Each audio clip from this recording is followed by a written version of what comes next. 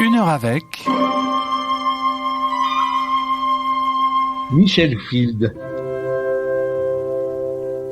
Une émission de Frédéric Casadessus.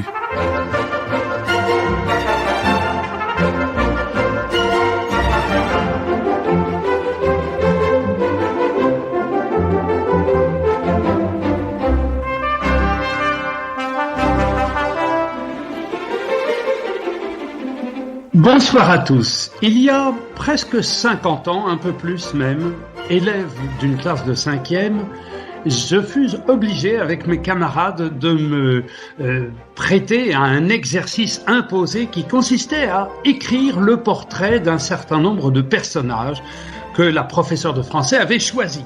Parmi ces personnages se trouvait un type que nous avions tous reconnu, il s'agissait de Lénine. Évidemment, à l'époque, nous étions quand même un petit peu sensibles aux questions politiques, même en classe de 5e. Et la professeure de français nous avait dit « Attention, vous devez le décrire sans dire qu'il s'agit de ce grand révolutionnaire, sinon vous ne respectez pas la règle. » Eh bien, chers auditeurs, je me sens un peu dans cette situation ce soir, puisque je dois réaliser le portrait d'une personne que tout le monde, ou presque, connaît. Michel Field publie aujourd'hui, enfin plutôt ces derniers jours, chez Mialet-Barreau, un nouveau livre qui s'appelle « Paris et moi ». Évidemment, Paris d'un côté et moi en un seul mot de l'autre. Une galerie de, non pas de portraits, mais de situations, descriptions, tableaux qui se déroulent suivant l'éphéméride. Alors évidemment, on y trouvera octobre, je le cite évidemment à dessein, mais on y trouve aussi un mois de juin qui, disons-le, n'est pas aussi joyeux que celui que nous vivons actuellement. Du moins, c'est tout ce que je vous souhaite à tous, chers auditeurs. J'espère que cette fin de printemps vous est douce et agréable. Alors, c'est avec beaucoup de bonne humeur et de joie que nous rencontrons Michel Field. Bonsoir, Michel. Bonsoir, et assez honoré et un peu terrifié quand même d'être mis sur sous le même piédestal que Lénine. J'espère que ma statue ne sera pas déboulonnée avec autant de virulence. Oui, oui. Et que j'ai commis moins de méfaits dans ma vie, quand même. Ah non, mais j'aurais pu tricher et dire qu'il s'agissait d'un portrait de Trotsky, mais non, mais non. Alors, j'aimerais vous poser une toute première question, Michel Field. Est-ce qu'on peut dire que vous êtes le fils d'un Mensch ?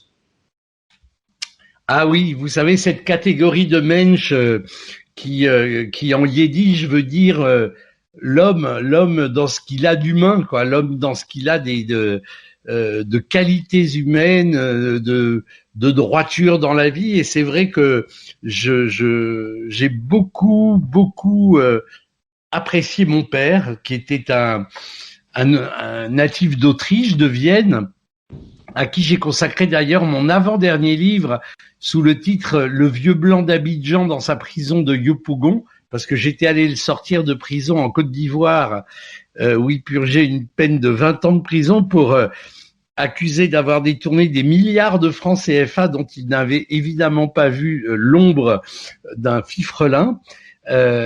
C'était un homme assez extraordinaire. Il était ouvrier vraiment à la chaîne.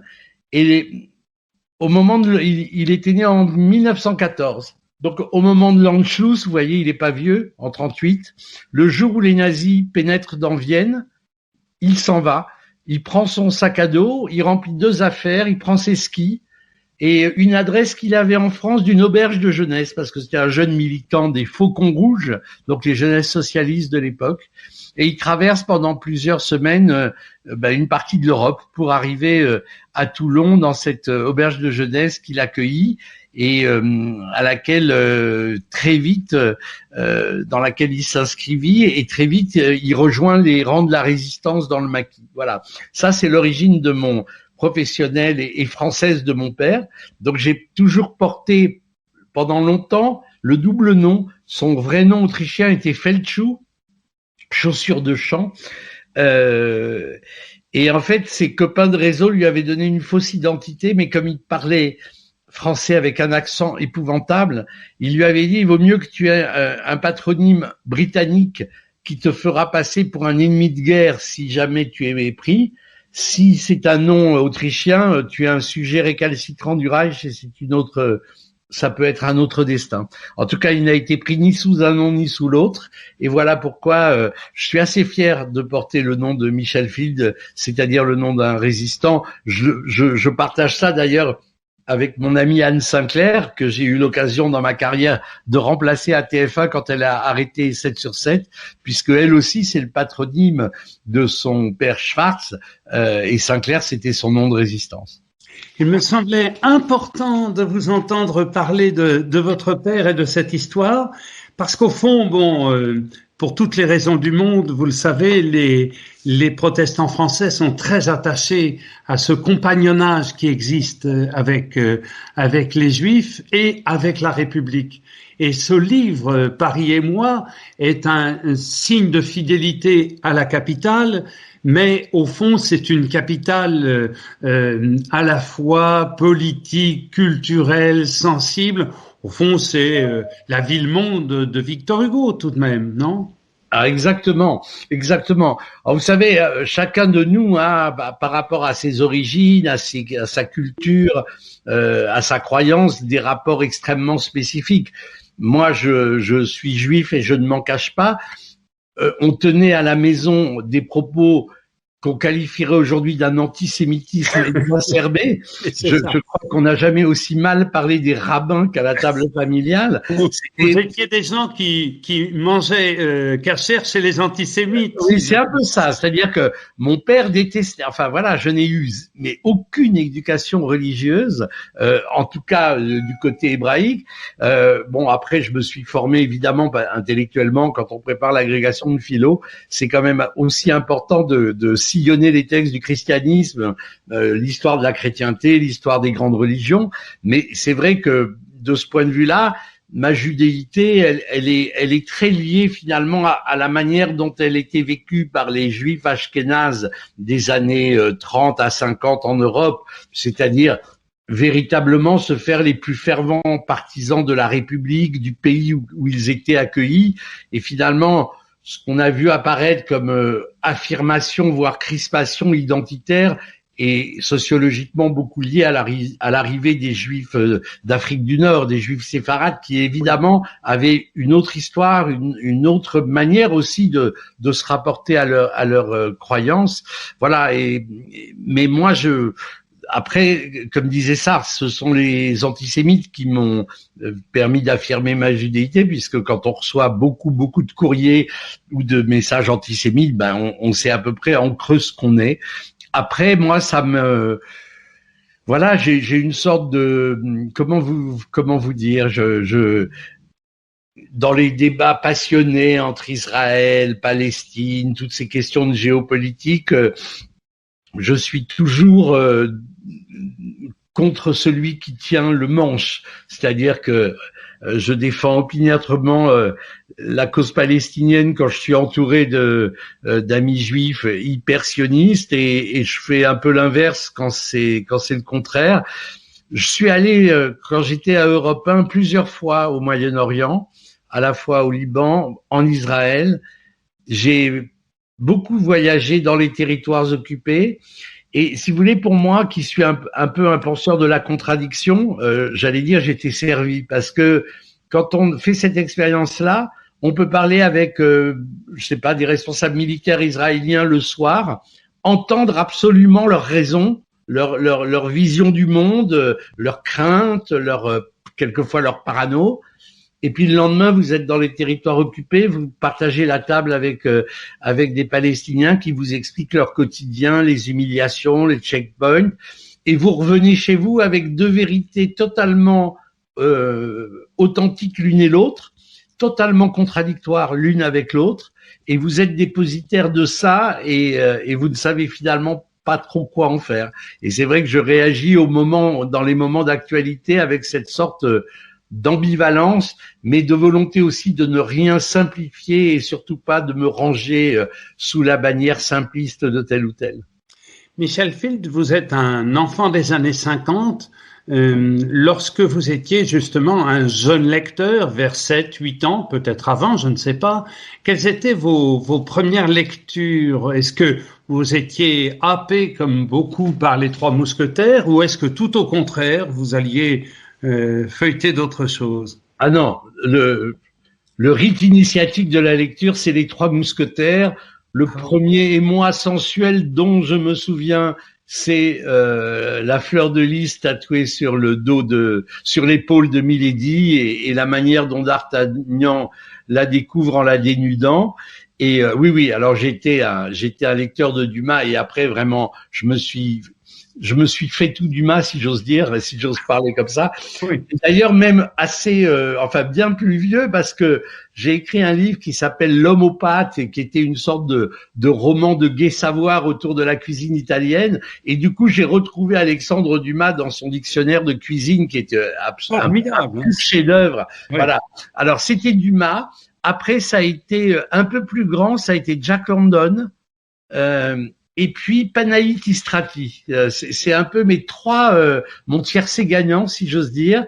Alors Panaïti Strati, je sais pas pourquoi, parce que c'est pas un auteur extrêmement connu et ni qu'on donne au... Vous êtes chic avec moi parce que je ne l'ai jamais lu, alors vous me consolez un tout petit peu. Alors je pense que c'est un cadeau des parents ou d'amis des parents. Et en tout cas, c'est une littérature à la fois réaliste et poétique dans des contextes très différents d'Europe centrale. Et c'est vrai que c'est un auteur qui m'a beaucoup touché, j'allais dire, au début de mon adolescence. Alors, les paysages de l'adolescent que vous étiez sont déjà Paris, hein, ça on peut le dire, sans rentrer dans les détails de vos quartiers favoris d'adolescence, mais enfin, il y a cette fréquentation d'un Paris qui, d'abord il faut le dire aux plus jeunes, était une ville totalement noire, donc quand même un peu sinistre, il faut le dire, mais ce caractère sinistre était une forme de sa lumière, vous ne trouvez pas? Ah oui, il y avait quelque chose d'assez mystérieux dans les bâtiments historiques, dans les monuments historiques qui étaient couverts de cette crasse, on peut le dire, et qui un peu charbonneuse, et qui donnait en effet une ambiance extrêmement différente de celle qu'on a connue après les grands travaux de ravalement. Ma mère et mon oncle maternel étaient des fous de Paris.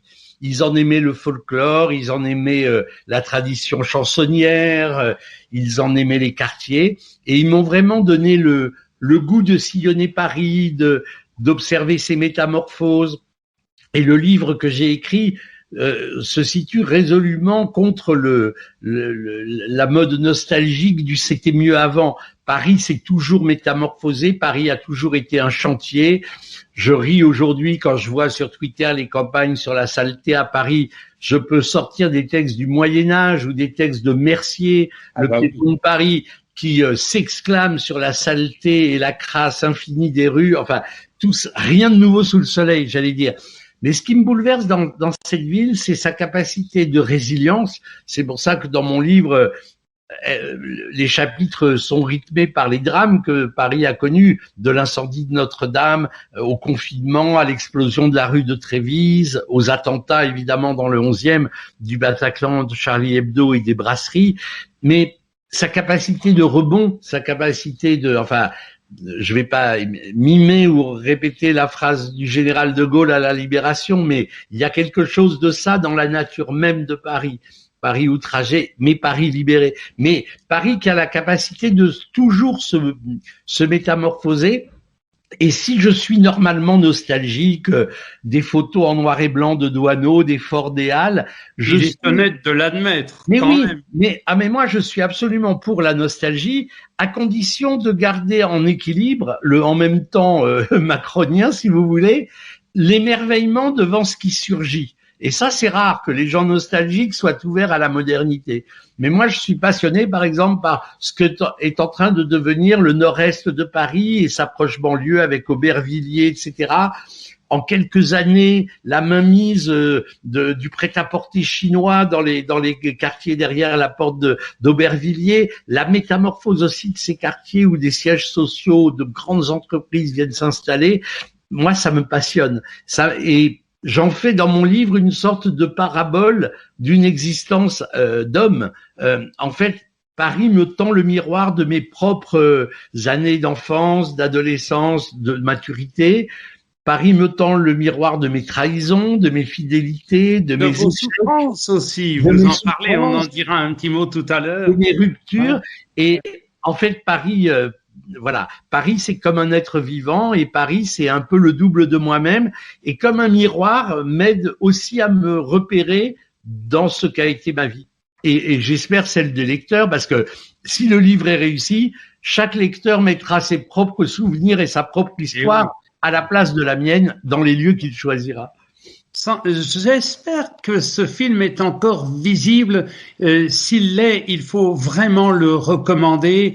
Le film de Patrick Rothman et de Fabienne Servan-Schreiber sur Henri Weber, qui est une véritable merveille, rend bien compte d'un parcours formidable sur un plan humain et politique qui était celui d'Henri Weber, dont je rappelle qu'il est décédé l'année dernière de cette fichue pandémie.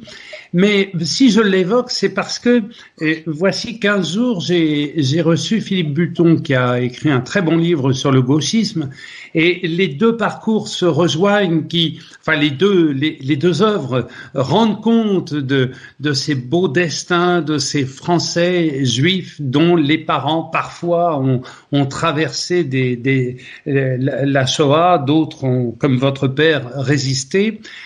Donc, je voulais vous solliciter sur cette période des années 67 à 75, 79. Comment avez-vous traversé tout cela, Michel? Alors, c'est drôle que vous évoquiez Henri Weber, parce que Henri était un ami intime, et c'est surtout quelqu'un qui a joué un rôle absolument décisif dans ma vie, parce que j'étais jeune militant, donc j'avais 14 ans, en mai 68, donc j'ai frôlé les événements, mais j'étais un peu trop jeune pour y participer, participer aux grandes manifestations.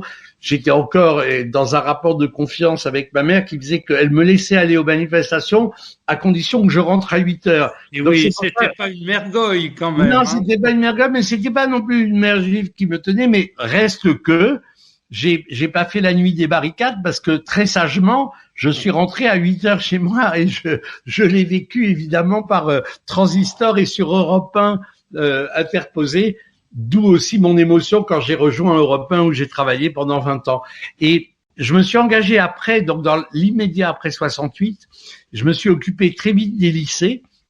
Et Henri Weber, qui avait lancé le journal Rouge à l'époque, l'organe de ce qu'allait devenir la Ligue communiste, a regroupé autour de lui beaucoup de gens qui allaient devenir des grandes signatures de la presse. Je veux citer Edoui Plenel, Patrick Rothman, Georges Marion et tant d'autres.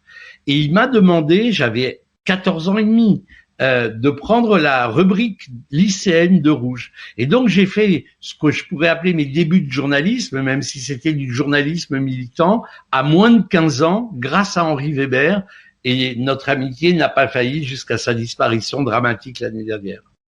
Beau personnage, en effet, merci de l'évoquer comme vous venez de le faire.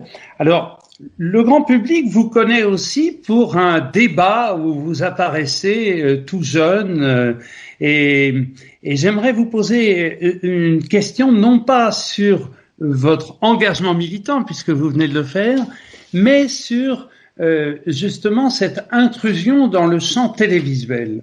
Il y a quelques années, je crois 4 ou 5 ans, Maxime Le Forestier avait dit dans le journal Le Monde que la célébrité était un traumatisme.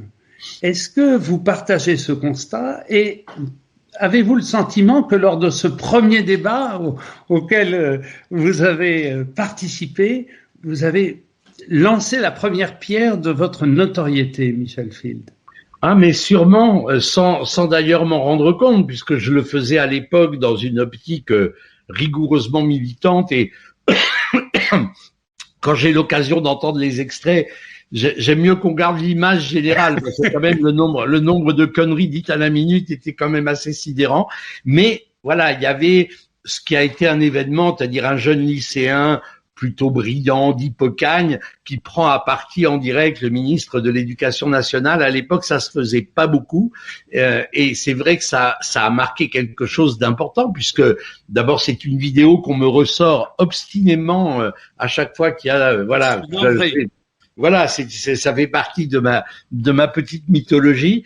Et sans doute, ça a beaucoup fait après coup. C'est-à-dire, quand j'ai commencé à mettre un pied dans les médias, je n'étais déjà pas un inconnu. Voilà. Et vous connaissez sans doute la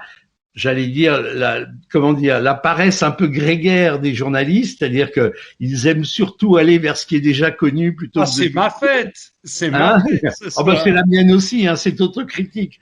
Et du coup, c'est vrai que ça m'a facilité les choses.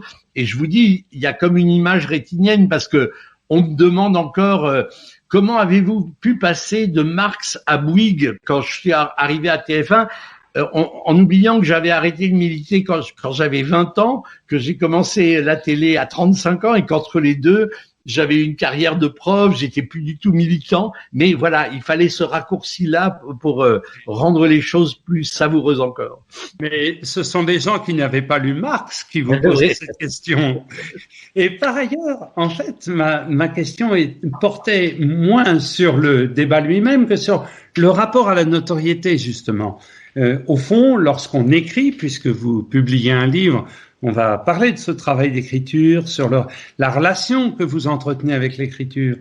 Mais n'est-ce pas quand même, à un moment donné, le franchissement d'une certaine ligne et une ligne qui peut être, dans certains cas, un peu dangereuse que l'accès à la notoriété? Si vous voulez, chaque positionnement a ses propres effets pervers.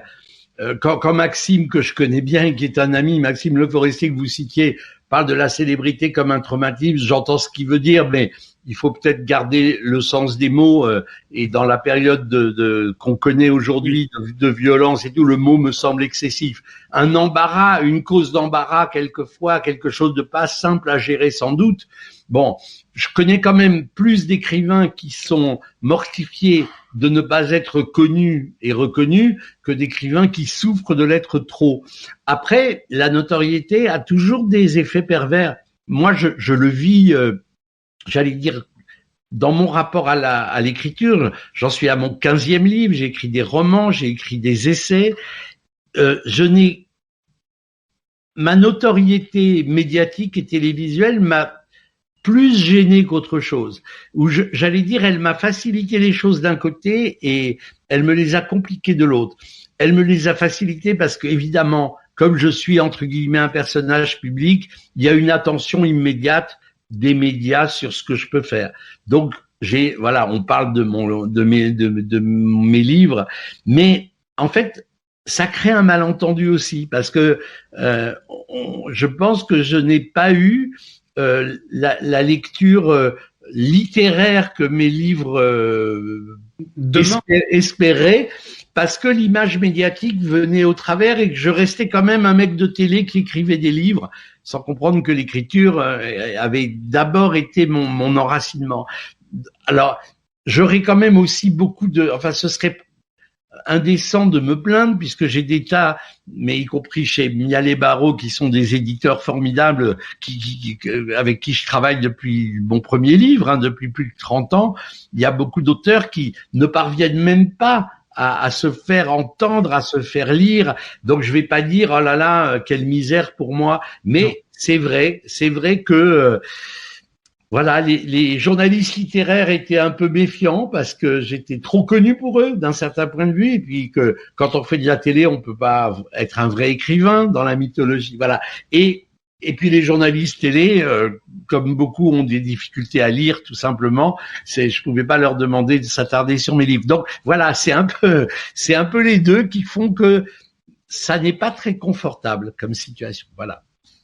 On a le sentiment, Michel Field, que fils d'un combattant et d'une combattante, parce que vous évoquez votre maman, lorsqu'elle est notamment à l'hôpital, on sent que c'est une femme de caractère dans le meilleur sens du terme. Fils de combattant, vous êtes un athlète quand même, c'est-à-dire dévoré d'une belle énergie avec le désir d'aller à la rencontre pas seulement du monde, mais aussi des gens. Et ce livre le corrobore puisque vous décrivez des aventures ou des événements collectifs et vous rendez compte de scènes très intimes, notamment vos ruptures sentimentales. Quelques-unes d'entre elles. Non, si vous le dites, c'est que ça doit être vrai. Non, mais parce que, vous savez, alors, c'est vrai, je voudrais pas paraphraser un ancien président de la République, mais quand j'avais Attention, quand vous paraphrasez les présidents de la République, ça vous joue des tours, parfois. J'avais été touché par la gaucherie de la formule de Hollande, j'aime les gens. Et ça m'avait touché parce que c'était d'abord extrêmement maladroit, parce que quand on aime les gens, on n'a pas besoin de le dire.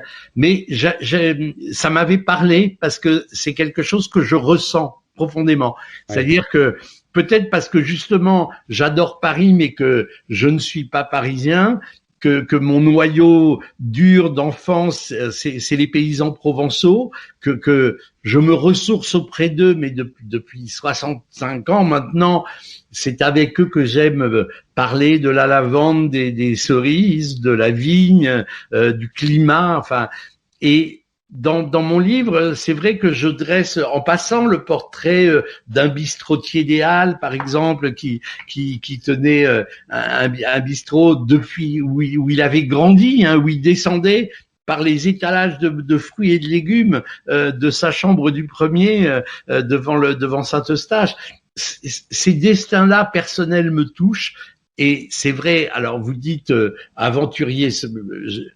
On fait partie d'une génération qui n'a pas eu à se confronter sévèrement à l'histoire, donc restons modestes, mais disons intellectuellement boulimique. Oui, c'est vrai que je m'intéresse à tout. C'est vrai que la philosophie a été pour ça un lieu magnifique, parce que quand on s'intéresse à l'art, aux sciences, à la pensée, à la politique, on est dans le philosophique. Et d'un certain point de vue, le journalisme était le mode mineur de la philosophie, parce que c'est pareil, on embrasse absolument tout si on s'intéresse au monde, aux gens, et en même temps, ça attise ce qui est pour moi la qualité première et d'un philosophe et d'un journaliste, à savoir l'émerveillement et la curiosité. Et cette curiosité-là, je continue à l'avoir aiguisée comme quand j'avais 20 ans. Ça s'entend, et je pense que nos auditeurs le savent. Oui, j'aimerais qu'on dise un mot de cela. Vous êtes agrégé de philosophie. Autrement dit, vous êtes là aussi quelqu'un de très construit, non pas sur une fidélité à une histoire familiale seulement, mais aussi sur l'histoire des idées, la manière de les manier.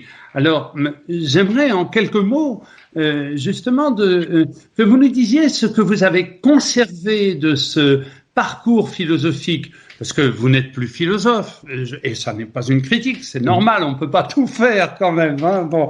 Mais qu'avez-vous conservé, ce qui n'est pas la même chose que de vous demander ce que la philosophie guide, vous venez un petit peu de le dire, hein, dans l'exercice de votre métier. Qu'avez-vous gardé de votre métier de philosophe?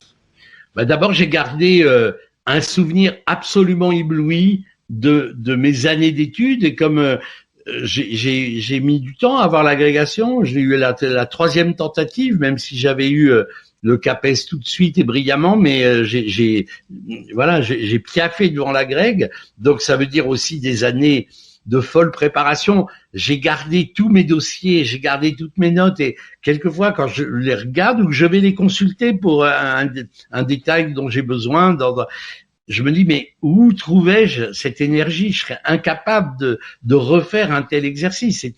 C'était totalement ascétique. C'était des journées de 10, 12, 14 heures sur les textes. Et enfin, il n'y a pas 36 façons de préparer la grecque de philo. On le sait, les agrégations sont difficiles, et la grecque de philo est connue pour être particulièrement sévère.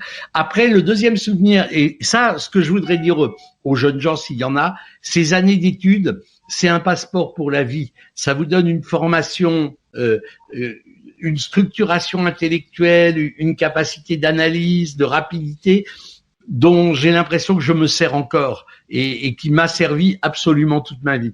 La deuxième chose, c'est quand même plus de 15 ans d'enseignement que j'ai adoré et dont j'ai traversé plein de secteurs, aussi bien la formation des élèves instituteurs que la préparation à l'agrégation pour des agrégatifs à Nanterre. Et j'ai adoré ce geste-là. Et je crois que dans ma carrière médiatique, je n'ai jamais cessé d'être un prof, dans ce que ça veut dire de passeur, d'envie de partager, d'envie de faire comprendre, de la pédagogie, de la complexité des choses. Et puis la troisième chose, plus intime, j'ai été mais pétri de philosophie grecque. Je vous ai dit que ma judéité n'allait pas jusqu'à une connaissance très approfondie de la Bible, ni de la culture hébraïque, mais alors paradoxalement, je suis incollable sur la mythologie grecque et ces figures m'accompagnent. D'ailleurs, vous avez vu dans le livre, je fais souvent référence à Hermès, parce que Hermès est une figure qui m'accompagne depuis mon premier livre, Le Passeur de Lesbos, jusqu'à celui-là, parce que les analyses d'un helléniste que j'ai eu le privilège de connaître et vraiment j'ai eu des relations formidables avec lui, qui s'appelait Jean-Pierre Vernant. Je suis imbibé de Jean-Pierre Vernant, de ce qu'il nous a appris, de comment il fallait regarder cette mythologie grecque, parce que c'est toutes les fonctions humaines qui sont incarnées par les dieux dans leurs conflits et leurs contradictions. Et ça, je peux vous dire que ça semble prétentieux, mais j'ai un rapport quasi quotidien à ce savoir-là.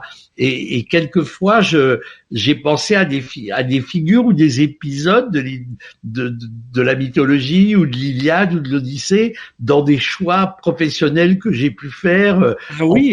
En préparant telle interview d'intellectuel ou de politique, parce que cette sagesse antique, alors il y en a beaucoup d'autres, mais il se trouve que c'est celle-là que j'ai davantage approfondie. Celle-là m'a accompagné toute ma vie et continue à m'animer. Alors, est-ce que justement c'est le choc de la raison et des émotions? Votre livre s'appelle Paris et moi. Nous vivons une époque dominée par les émotions. En tout cas, dans notre société. Je pense qu'au Bangladesh, les émotions sont peut-être au second plan derrière un certain nombre d'urgences. Mais en France et en Union européenne de l'Ouest, pour dire les choses d'une façon à peu près consensuelle, on peut dire que nos sociétés sont dominées par l'émotion. Est-ce que justement une telle formation, la philosophie, la pensée, cette formation vous préserve peut-être un peu des effets de surface? Pas vraiment, parce que je pense que j'ai toujours été un peu schizo, c'est-à-dire que j'étais rationnel en philo, enfin j'étais du côté de la raison et de la rationalité quand je travaillais et que je travaille la philosophie. Et en même temps, si j'ai eu le besoin d'écrire, si j'ai eu le besoin d'être dans la fiction, c'est précisément parce que quelque chose, je n'arrivais pas, j'étais peut-être pas assez bon philosophe pour ça. Tout le domaine des sensations, des émotions, c'était plutôt dans l'écriture littéraire que je le trouvais, et j'ai en quelque sorte porté ces deux dimensions en même temps, sachant aussi que dans l'histoire de la philosophie, certains philosophes, et je pense à un de ceux que j'aime le plus, qui est Spinoza, tout son travail a été précisément de faire rentrer le cadre du désir, des émotions, du corps dans la rationalité elle-même et dépasser la vieille séparation, enfin vieille à l'époque, c'était pas vieux pour lui, c'était quasiment contemporain de Descartes entre l'âme et le corps. Et c'est pour ça que je me suis toujours beaucoup reconnu dans la philosophie spinoziste, parce que c'est une philosophie, c'est le comble de la philosophie rationnelle, et c'est en même temps sans doute le penseur philosophique qui laisse le plus leur chance aux passions, à condition qu'elles dialoguent avec la raison. Et l'époque aujourd'hui, Twitter en est l'exemple le plus navrant, c'est le torrent d'émotions à l'état brut, de réactions quasiment immédiates, instantanées, sans jamais qu'on se donne le temps de poser sa réaction, d'y réfléchir, pour la transformer, ne serait-ce qu'en opinion, quoi. Donc on est dans un règne. Vous dites on est dans un règne des émotions. Ah, je n'ai pas employé le terme de règne. J'ai dit mais une époque. nos sociétés sont dominées par les émotions. Par les vociférations surtout. Je suis très frappé de ça. Pourtant, Dieu sait que on a dérangé des gens et qu'on était insupportable quand on avait 20 ans avec nos certitudes militantes. Mais la vraie différence, je veux pas faire le vieux con, mais de temps en temps, pourquoi pas. La vraie différence, c'est que je crois qu'on adorait le débat. On adorait débattre avec des gens avec qui on n'était pas d'accord. On adorait essayer de les convaincre. Et ce qui me frappe aujourd'hui dans le débat public, notamment, et ces nouvelles formes aiguisées par les réseaux sociaux, c'est que ce goût-là a totalement disparu. On assène des vérités, on se crispe sur des identités réelles ou totalement fantasmées ou reconstruites. Et vraiment, il y a quelque chose. Ça ressemble à une volonté de dialogue et ça en est absolument le contraire. Et cet art de la disputation, quoi, cet art du plaisir d'être contredit, et le fait que c'était agréable d'aller boire un verre avec quelqu'un avec qui on ne partageait aucune idée, mais parce que l'échange avait été fructueux et intéressant. Ce goût-là a vraiment disparu. Moi, il m'est arrivé d'avoir des sympathies intellectuelles et de ne pas m'en cacher pour des gens dont on pouvait soupçonner que je ne partageais en rien ni leurs valeurs, ni le contenu de leur réflexion. Je pense à un personnage très sulfureux avec qui j'ai travaillé à la chaîne Histoire, il s'appelle Patrick Buisson. Je tiens Patrick Buisson pour un grand intellectuel de droite et d'extrême droite.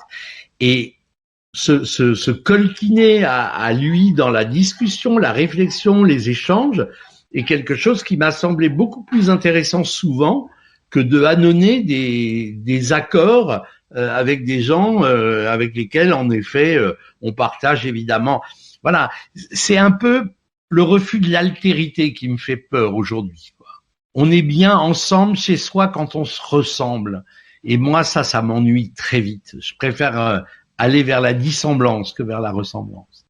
N'est-ce pas aussi le fait d'une certaine forme d'ignorance, car vous évoquez Patrick Buisson, vous évoquez tout à l'heure votre enfance, et je suis sûr que la majorité, j'en suis certain, de nos auditeurs, lorsqu'ils constatent qu'ils ignorent quelque chose, le déplorent, le regrettent, voire dans certains cas en sont gênés. Vous avez cité tout à l'heure un écrivain que je ne connaissais pas, j'en suis navré. Et il me semble qu'une certaine vogue existe aujourd'hui qui consiste à dire que ce que l'on ignore n'a pas d'importance et n'est pas intéressant. Ah ça, vous avez raison. C'est quand même... alors, je crois aussi que la télé y est pour beaucoup, même si j'ai travaillé, mais il y a avant, on avait un peu honte de ne pas savoir et d'être ignorant. Aujourd'hui, on le revendique comme une forme de qualité et quelquefois sous un mode d'arrogance qui est très très étrange, quoi. Et ça, sans doute, est-ce que c'est une des marques un petit peu peut-être de la défaite de la pensée, pour paraphraser l'autre, mais peut-être aussi de la défaite de certains médiateurs intellectuels qui n'ont pas su garder vivace cette envie de partager ce besoin de curiosité, quoi, il me semble. Alors justement, Michel Field, vous exercez des fonctions importantes à France Télévisions et je pense que ici et là, c'est-à-dire en répondant à quelques questions sur Fréquence Protestante, en écrivant un livre et en exerçant ses responsabilités, il y a une forme d'unité chez vous, c'est-à-dire de promouvoir une certaine société, ce que l'on appelait communément les humanités, et qu'aujourd'hui on désigne sous le terme d'humanisme, ce qui n'est pas tout à fait la même chose. Est-ce que, en quelques mots, puisque justement nous sommes en pleine période électorale, est-ce que vous pourriez dire quelles sont, non pas les valeurs, mais les principes auxquels vous êtes attachés, que ce soit en tant qu'écrivain et en tant que responsable de programme. Vous venez déjà de le faire, hein, remarquez. Oui, c'est ça, j'allais vous dire, j'ai presque répondu par avance sur moi, c'est la chose le trait d'union entre les émissions politiques que j'ai pu faire, les émissions culturelles, les responsabilités que j'ai eues à la direction de l'information, puis maintenant à la culture et au spectacle vivant, dans le service public, c'est à la fois la passion de transmettre, la passion du savoir, de la connaissance, de l'émotion, et puis ce goût de la confrontation, mais au sens intellectuel du terme, de la dispute au beau sens médiéval du terme. Et je crois que c'est en effet le fil conducteur à la fois du versant d'écriture et de mes 15 livres et l'unité de tout ce que j'ai fait, pourtant apparemment très disparate. Je crois que les gens qui m'ont suivi, qui m'aiment bien, ont retrouvé à chaque fois une même patte dans cette façon d'aimer transmettre et d'aimer apprivoiser la complexité des choses et de la rendre non pas plus simple mais abordable pour tout le monde. Et sur le plan de la culture, puisque c'est ce dont je m'occupe depuis quelques années à France Télévisions, rien ne m'énerve davantage dans nos stéréotypes professionnels que ces reportages sur une exposition où d'un seul coup le journaliste prend une voix sculpturale, sépulcrale, avec comme si c'était entre ici Jean Moulin. Mais non, mais parler d'une exposition comme vous commentez un match de foot, c'est comme ça que vous allez à un moment donné donner le plaisir aux gens et surtout lutter contre cette chose terrible qu'on entend tellement de gens moins instruits, moins privilégiés par la vie, qui disent c'est pas pour moi. Et si vous voulez, ce que j'ai appris, alors par exemple mon père, pour revenir à lui, prolo-autrichien, eh ben comme d'ailleurs toutes les classes populaires de l'Autriche d'avant la Deuxième Guerre mondiale, il allait plusieurs fois par semaine à l'Opéra de Vienne. Il y avait ce qu'on appelait les places debout, qui valaient mais 3 fois rien. Et ce lieu-là, donc c'était des places aveugles, on n'y était pas assis, mais les gens de milieu populaire se formaient une culture de mélomane telle que quand après j'ai eu la chance de rencontrer des grands chefs, etc., l'un d'entre eux m'a expliqué que comme chef, il craignait l'Opéra de Vienne parce qu'il y avait ces places debout où,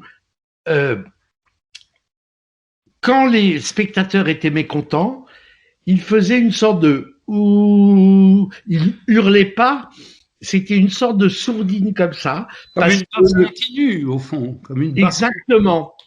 Parce que le chef n'avait pas respecté le bon tempo, parce qu'il n'était pas content des vocalises de la cantatrice. Et ce chef me disait, nous craignons tous les places debout nous craignions tous, à l'époque, les places debout de l'Opéra de Vienne. Ben voilà. Faire des émissions culturelles où il y a implicitement ou pas le grand écriteau, attention, grande culture, ceci n'est pas pour vous, ça je déteste. Par contre, emmener par la main les gens et leur faire découvrir des plaisirs qu'ils ne soupçonnaient pas. J'adorais cette très jolie phrase de Jacques Chancel qui a inspiré mon métier, Jacques un peu, mais sa phrase surtout. Il faut donner aux gens ce qu'ils ne savent pas encore qu'ils ont envie, ce dont ils ne savent pas qu'ils ont envie. Et cette idée de leur donner ce qu'ils ne soupçonnent pas, ça c'est un formidable travail. Et en tout cas, quand on travaille dans le service public, c'est à ça qu'on sert, si on sert à quelque chose. Alors, ce livre Paris et moi est construit d'une manière assez spéciale puisque c'est un calendrier. On suit toute l'année de Michel Field avec évidemment, comme le livre commence par l'incendie de Notre-Dame, c'est en avril que s'amorce votre récit. Est-ce que vous l'avez amorcé réellement au moment de l'incendie de Notre-Dame? Vous êtes dit, il faut que je conserve quelque chose de l'événement? Ou est-ce que rétrospectivement, vous vous êtes dit, voyons, si je devais commencer mon livre sur Paris, je démarrerais à quel endroit et à quel... C'est une drôle de chose, hein. De toute façon, chaque livre a sa propre histoire d'écriture. Mais ce livre, je l'ai commencé il y a très longtemps. Et je l'ai commencé par fragments. et je cherchais un plan, je cherchais une structuration et je ne la trouvais pas. Et je la cherchais en fait géographique. Oui. Donc, est-ce que c'était par arrondissement et tout? Mais justement, j'explique dans le livre que l'identité des arrondissements est très, est très artificielle et que pas tellement, oui. et voilà, et qu'aux confins de chaque arrondissement, ça ressemble plus à l'arrondissement d'à côté que au centre. Bon, bref. Et puis survient l'incendie de Notre-Dame, et il se trouve que je suis dans Paris ce soir-là, je sortais d'une projection, et j'assiste sur les ponts à ce drame, à ce que j'ai essayé de rendre, cette qualité d'émotion qu'il y avait, ces gens qui pleuraient, d'autres qui priaient, une sorte de communauté de gens blessés parce que quelque chose d'essentiel se jouait là. Je dis, c'est un peu comme quand on voit mourir ses parents ou ses grands-parents qu'on croyait immortels, quoi. Il y a un moment donné quelque chose qui, sans qu'on le sache, structurait notre vie, notre perception de la ville et de bien d'autres choses, était en train d'être menacée. Donc ça, je l'ai écrit. Et puis, je continuais à ne pas bien trouver la structure du livre. Et c'est au moment du premier confinement, quand j'ai réalisé que le premier confinement, c'était 1 an pile après l'incendie de Notre-Dame. Là, d'un seul coup, ça a été un peu eureka. Je me suis dit, ben voilà, je vais partir du mois d'avril au mois d'avril. Ça commencera par Notre-Dame, ça finira par le premier confinement. Et à l'intérieur, avec la liberté de la fiction, je vais y mettre, c'est une année fictive parce que j'y fais rentrer les attentats du Bataclan qui sont évidemment quelques années plus tôt, l'explosion de la rue de Trévise, mes ruptures sentimentales, voilà, qui ne se sont peut-être pas déroulées. Voilà, peu importe. L'idée, c'était d'avoir un plan, et c'est ça qui m'a beaucoup amusé, c'est que je cite cette phrase de Mallarmé que j'ai beaucoup aimée, qui m'avait déjà servi d'exergue dans Impasse de la nuit, un de mes premiers livres. Rien n'aura eu lieu que le lieu, pour dire que la mémoire est d'abord spatiale. Et ce qui est très drôle, c'est que c'est finalement ce qui s'est passé dans l'espace parisien qui m'a donné la structure là, pour le coup, temporelle de mon livre. Donc c'est un livre de balade géographique et en même temps scandé par une année fictive, parce que chaque mois apporte pour moi tel ou tel éclairage sur tel ou tel quartier ou événement. Michel Field, puisque vous parlez de votre vie personnelle et sentimentale, est-ce qu'on peut dire que vous êtes un amoureux non sentimental? Ah non, je suis un amoureux très sentimental. Très sentimental. Ah, oui. Bon. Oui, alors après j'ai une vie, j'ai une vie sur ce plan-là agitée. D'abord parce que je fais partie d'une génération, et ça, j'ai trouvé que j'avais beaucoup de chance qui est arrivé à l'âge adulte au moment où émergeaient socialement et culturellement des mouvements de fond sur les relations entre les individus, que ce soit le féminisme qui interrogeait les rapports hommes-femmes, la remise en cause des rapports hiérarchiques entre le maître et l'élève, etc. Même, je dis pas qu'on avait raison ou tort, mais ces questions-là qui sont des questions essentielles pour le lien social et individuel.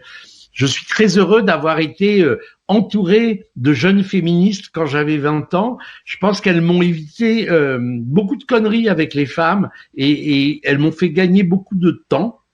C'est pas pour autant que j'ai toujours eu une conduite irréprochable, c'est pas la question, mais en tout cas une sensibilité à ces questions, de la même façon que... Et d'ailleurs, pardon, mais rendons hommage au passage aux gens de la LCR qui avaient intégré des femmes et des féministes pour tempérer justement les folies idéologiques. C'est une chose trop peu connue. Et d'ailleurs, c'était assez drôle parce que il y a eu des groupes mixtes, aujourd'hui non mixtes, on entend la polémique. Voilà. À l'intérieur de la Ligue, ce qui a pulvérisé le cadre du centralisme démocratique dans lequel on baignait. En fait, les femmes ont été ces groupes femmes ont été un ferment d'accélération, de dissolution au sens plein du terme de toutes les structures néopatriarcales, y compris dans le militantisme, parce qu'à l'époque, le harcèlement sexuel était courant. Le droit de cuissage des petits chefs sur les militantes également. Donc, ça a été une vraie révolution. Et moi, je suis très heureux d'avoir eu l'âge que j'ai eu à ce moment-là, parce que aussi bien avec les femmes, aussi bien avec les enfants, puisque j'ai 4 enfants de 3 mamans différentes, j'ai été très attentif au rapport de l'adulte et de l'enfant, et je crois avoir réussi l'éducation de mes enfants, enfin en tout cas dans les relations que j'ai avec eux. Je suis pas du tout le mec qui a délaissé ses gosses pour bosser ou pour, pas du tout, et pour le coup, j'en suis gratifié aujourd'hui parce que le retour sur investissement affectif est absolument merveilleux. Et d'ailleurs, l'avant-dernier de mes garçons fête aujourd'hui ses 13 ans, donc je suis très ému aussi de cette date-là. Tout ça pour vous dire que je suis un amoureux très sentimental, mais pas seulement amoureux des femmes. Je suis amoureux des livres, je suis amoureux de la cuisine, je suis amoureux de la vie, quoi. Voilà. Et je commets quelques pages dans ce livre pour dire que malgré des années d'études, des centaines de débats sur la question de la mort, de l'euthanasie, etc., je reste comme un enfant terrifié par la mort parce que j'aime tellement la vie que j'ai toujours quelque part en moi l'idée qu'elle doit me le rendre et que c'est pas possible qu'un jour je meure. Je suis là, et dans ces cas-là, l'angoisse et l'effroi me font regretter de ne pas avoir la foi, parce que je pense que la foi, d'une façon ou d'une autre, doit être une aide et un auxiliaire pour calmer cette angoisse de la mort. Alors, Michel Field, puisqu'il nous reste encore quelques minutes, j'en profite pour vous poser une question sur la morale aujourd'hui. Nous vivons dans une société très moralisatrice et dans le même temps, évidemment, la montée aux extrêmes d'une manière totalement irrationnelle se déploie. N'y a-t-il pas justement un lien entre les deux? Ah oui, moi je peux avoir un regard critique sur ce qu'on a appelé l'idéologie 68 ses débordements, sa rhétorique insupportable, et quelquefois d'ailleurs, et on le voit aujourd'hui, l'inconscience des effets pervers que ça pouvait avoir. Et quand je dis effets pervers, laissons résonner même l'expression dans tous les sens du terme. Ça, pour le coup, ça mérite, comme on le disait naguère, une autocritique, ou en tout cas une analyse très critique. Mais en même temps, ce puritanisme ambiant, cette sorte de crispation, je vous le disais tout à l'heure, sur des identités qui sont ou réelles, ou très fantasmées, ou très reconstruites, ces débats d'intolérance, de sectarisme. Bon, je le fais de façon plaisante, mais je me paye, je peux le dire, parce que c'était de l'ironie, et que l'ironie est une qualité philosophique. Me baladant dans le Marais devant ce temple de la sexualité homosexuelle masculine qui est le dépôt, je m'arrête sur le drapeau arc-en-ciel de la communauté homosexuelle, et je m'amuse et j'ironise sur ce qui est devenu ce sigle LGBT, où les militants qui vous laissent complètement ébahis au début. Vous dites, mais quel est le sens de ces... Mais oui, parce que maintenant c'est devenu LGBTQAT+. Et j'essaie d'expliquer que chacun est arrivé avec sa petite différence, les transsexuels, les asexuels, les queers. Et puis à un moment, il y a quelqu'un ou quelqu'une qui, dans une réunion, a dû dire, il faut mettre un plus, si vous voulez, comme l'infini dans l'histoire des mathématiques. Et je trouve ça un peu pathétique, parce que ce qu'il y avait de très beau avec le drapeau arc-en-ciel, comme un arc-en-ciel, c'est qu'aucune couleur spécifique n'est séparable de l'autre. C'est un cabagneux, c'est une continuité. Et à vouloir à chaque fois mettre des catégories là où on devrait précisément vivre une identité plurielle, accueillir l'autre, se faire confronter par son altérité, je crois que la violence dont vous parlez aujourd'hui, le puritanisme ambiant, est beaucoup lié à ça. J'ai écrit un seul livre de philosophie vraiment qui s'appelait Excentrique, et qui était une réflexion sur le centre et la périphérie. Et au cœur de ce livre, c'était la question de l'identité. Je pense que, et je suis de ceux, dans une lignée avec Gilles Deleuze, etc., qu'une identité est d'emblée plurielle et d'emblée pleine de différences et de contradictions, que nous sommes chacun de nous pluriels tout au long d'une journée, par exemple. Vous savez, Deleuze et Guattari ont écrit un très beau livre de philosophie politique qui s'appelle 1000 plateaux, et de mémoire, qui est pour moi un des livres majeurs du XXe siècle en philosophie. Et de mémoire, le livre commence par cette formule que j'ai toujours aimée. Nous avons écrit ce livre à deux. Comme chacun de nous était plusieurs, ça faisait beaucoup de monde. Et ben voilà, je crois que aujourd'hui, dans les débats publics, les gens oublient eux-mêmes d'être plusieurs. Merci beaucoup de cette conclusion pleine d'espérance, Michel Field. Merci à vous pour la qualité de cet entretien. Je vous en prie, merci. Et je rappelle donc à tous le titre de votre nouveau livre, Paris et moi, paru chez Mialet Barreau. Bonne soirée à tous. Au revoir, cher Frédéric. Merci beaucoup. Merci.